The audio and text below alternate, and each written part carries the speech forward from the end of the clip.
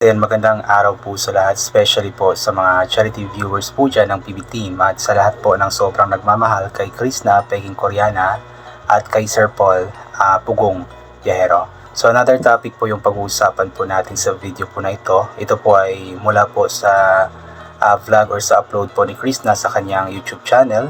Nung pumunta nga po sila doon sa lupa po na nabawi na nga po niya, kung saan nga po ay sobrang saya nga daw po ni Krishna at ng kanyang pamilya, kanyang mga kapatid, dahil nga po yung pangarap nga po nila, especially ni Krishna, na mabawi nga po yung lupa po nila na naibenta po nila dati, is talagang naibalik na nga po sa kanila. Sabi ni Krishna na hindi pa daw ito fully paid, pero konti na lamang daw yung kulang, pero kahit ganoon pa man, sobrang saya nga po nila kasi nga nakuha na nga po nilang muli yung lupa.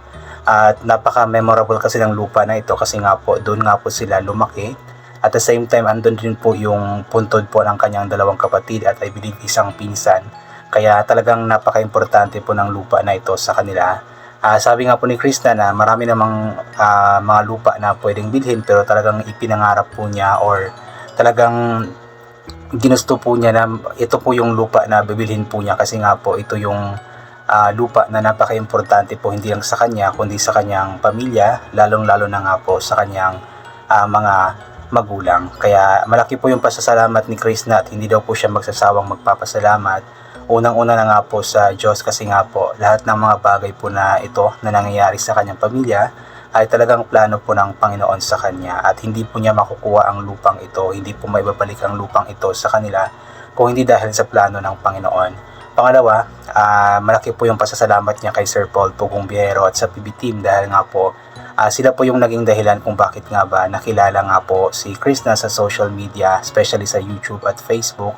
At si Sir Paul po yung ginamit ng Panginoon para matulungan po siya, yun nga po makilala sa Facebook, sa YouTube, nagkaroon ng channel. At kumikita na nga po sa kanyang channel na yun nga po ang kanyang ginamit para mabawi nga po itong lupa nga po na matagal na nga po niyang pangarap na mabawi. So ito po yung isa sa wish ni Krishna nung nasa barko nga po sila na sana nga ay mabawi na nga po niya ang lupa na ito. Then yung next nito is alam kong mag-iipon si Krishna para patayuan or magpatayo po ng bahay para sa kanyang pamilya.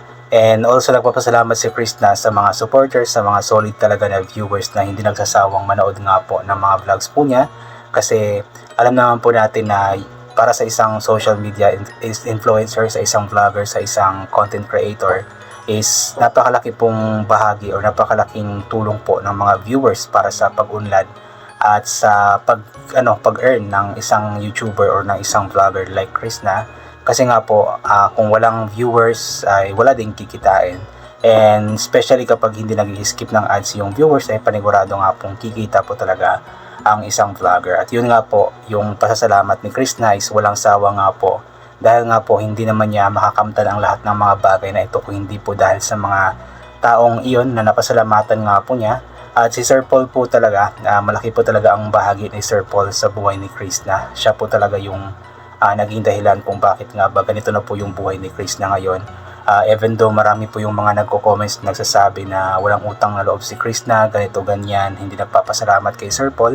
Hindi ko alam kung saan po nila nakuha po iyon, pero alam po natin kung gaano po kalaki yung or gaano po ka-grateful si Krishna kay Sir Paul. At lagi nga po siya nagpapasalamat kay Sir Paul, especially dito sa lupa nga po dahil nga po hindi po niya mababawi ang lupa na ito kung hindi dahil nga po kay Sir Paul. Kaya sana sa mga bashers po dyan, sa mga nagko-comments po ng mga ganoon, mga negative na comments na ganoon, tigilan na po natin kasi kung ano po yung mga sinasabi niya, mas lalo lamang po kayong nagpapagulo.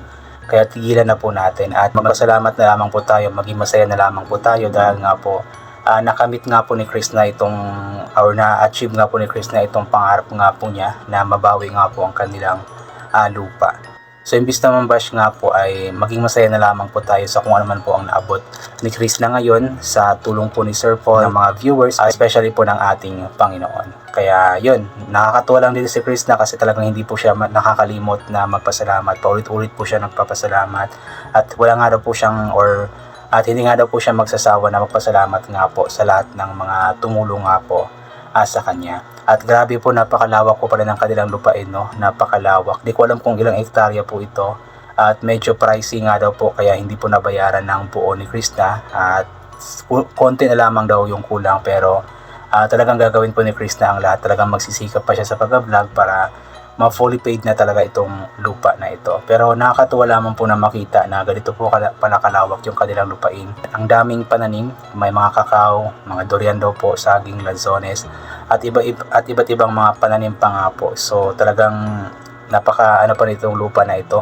Napaka productive pala ng lupa na ito, na panigurado akong kikita din po talaga sila kung ma-harvest po lahat ng mga pananim nga po dito. Kaya yun, i-congratulate po natin si Chris at ang kanyang pamilya, ang kanyang mga kapatid, dahil nga po muli po nilang nabawi ang lupa. At alam ko na balang araw, yung isa sa pangarap ni Chris na napatayuan ng bahay ang kanyang pamilya ay matutupad din po. Kaya ipag-pray po natin iyon at abangan po natin iyon. So ito po, basahin po natin yung ilan po sa mga komento. Una po, basahin po natin itong mula kay Marilyn Kayabyab. Nakakatawa ka, Chris, na kahit binabash ka na, nanatili kang tahimik, mabait kang bata, ulit kang nagpapasalamat kay Sir Paul kahit ganun ang nangyari sa inyo. Lahat ng vlog mo pinapanood namin, pati TikTok mo. Tuloy lang, Chris, na never kami nag-skip ng ads. Ang bata mo pa pero pamilya laging nasa isip mo. Kung sa iba yan, anak, luho ang bibilhin nila. Ngayon ako nag-comment na tuwa ako. Totoo po yun, mostly sa mga kaedad ni Chris na ngayon is talagang luho po yung iniisip, barkada, gala dito, gala doon. Pero si Chris na is talagang po siya kumbaga family oriented, talagang mas priority po niya yung kanyang pamilya. Yung mga pangarap po niya is para sa kanyang pamilya. Sabi nga po niya, wala na nga daw siyang pangarap para sa kanyang sarili. Ang lamang po niya is yung mabigyan po ng magandang buhay ang kanyang pamilya. Kaya sobra po siyang nakakatuwa. At inulit ko nga po yung paulit-ulit po niyang pasasalamat kay Sir Paul sa mga taong nandyan para tulungan po siya. Is talagang nakakabilib din po yun. Talagang hindi po siya nakakalimot na magpasalamat. Si Zel Kunahap Umbasi, noong nakaraang mga buwan, naalala ko, pinuntahan mo yan, kasama mo yan yata noon si Peter Paul, na yun sa iyo na ulit, nakakaiyak, Chris, na you did it. Ito, nakaka-proud ka. Yun, nakaka-proud nga po.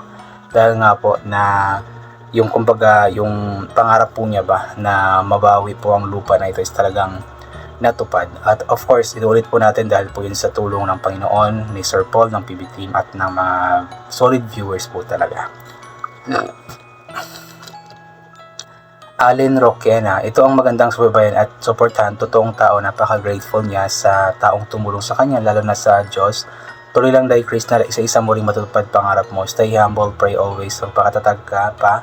Ingat palagi, God bless. Opo, alam po natin na talagang unti-unti pong matutupad lahat po ng mga pangarap ni Chris na. So isa sa mga pangarap po niya, natupad na po itong mabawi ang lupa. Next po niyan is yung bahay na. Alam kong matutupad din po yun.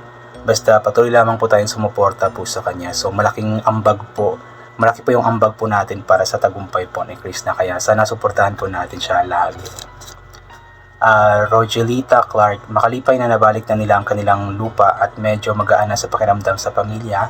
Basta huwag kalimutan ang magpasalamat sa taas at sa mga taong tumulong sa iyo dahil Chris na, God bless always. Yun nga po, hindi daw po siya magsasawang magpasalamat nga daw po sa Diyos, kay Pugong Bihero, sa PB Team at sa lahat po ng mga viewers. So yun po yung nakakatuwa kay Chris na kasi talagang ulit-ulit po niyang sinabi po yun na hindi po siya magsasawang magpasalamat.